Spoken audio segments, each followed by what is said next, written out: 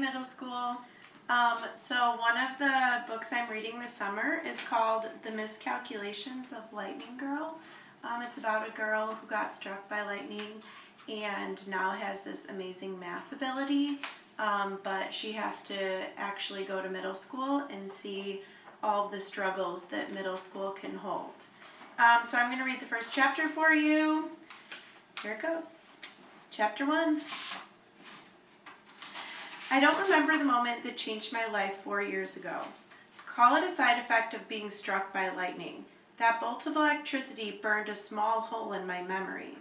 It also rewired my brain, transforming me into Lucille Fanny Callahan, math genius. I've been told the lightning strike story 42 times, so it's almost like my own memory. I can see it perfectly.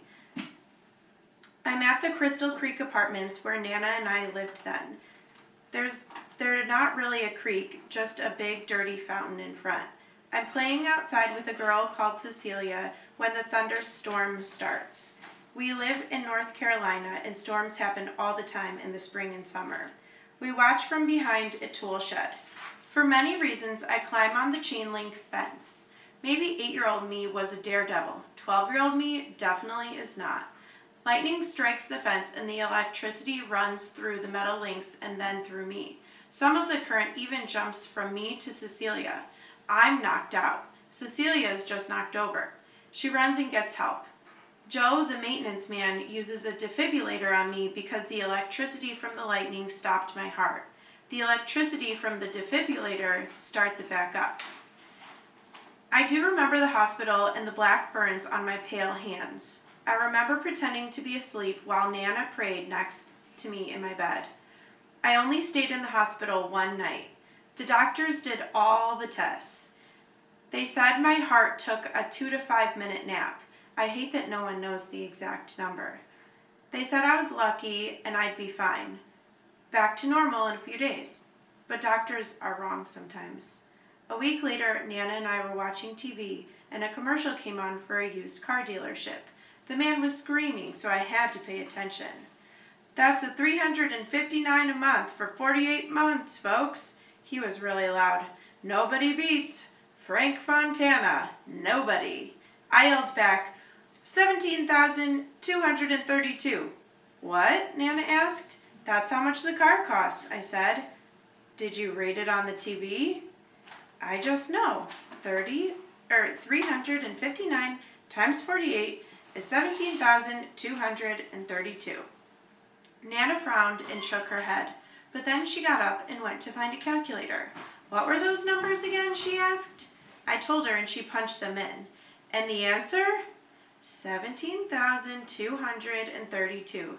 You're right. She sounded surprised. I wasn't surprised, but I guess I should have been. I mean, I was only in 2nd grade, and we were still learning addition and subtraction. Nana turned off the television. What's 99 times 88? She asked.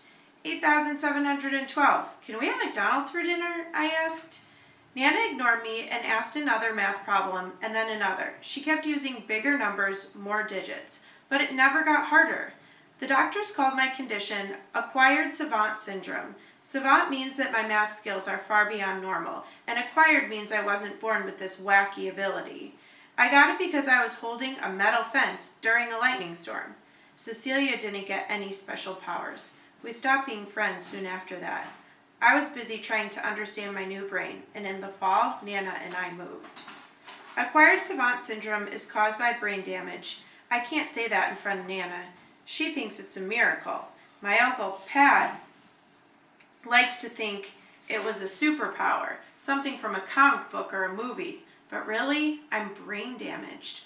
Part of my left lobe has been turned off, and now my right lobe works overtime. My condition is really rare. I never met anyone with it. It's even rarer in females and super rare in kids. One of my doctors, Dr. Emily Barry, specializes in savant syndrome.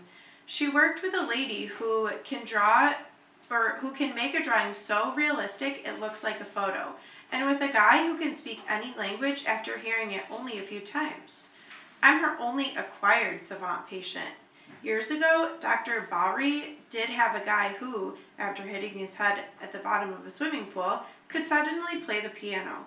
He had never taken a single lesson, but that guy is dead now from old age.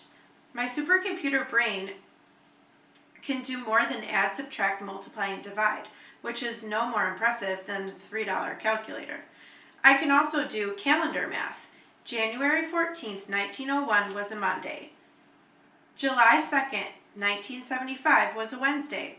September 30th, 2055 will be a Thursday. Google can do this too, and almost as fast. I also see math. Every number has its own color and shape. Take the number 5. It's a jelly bean shape, reddish brown, like the color of Carolina mud. The number 12 is a set of cream-colored squares. The number 47 is a fluorescent orange oval. Prime numbers have curves. Non-prime numbers have hard edges. These colors and shape make it fun and easy to play with numbers, and I can find patterns in anything from the stock market to baseball games to the price of cereal. Nana likes to bargain shop. And then there's my number memory ability. I remember every set of numbers I hear or see, like license plates or phone numbers or the digits of pi. Pi is my favorite mathematical constant, but because the digits of pi after the point go on forever, I only let myself recite the numbers to the 314th decimal place. These digits repeat in my brain even when I don't want them to. It's like getting a song stuck in your head. Only for me, it's always the same song. Incredibly annoying, but still beautiful.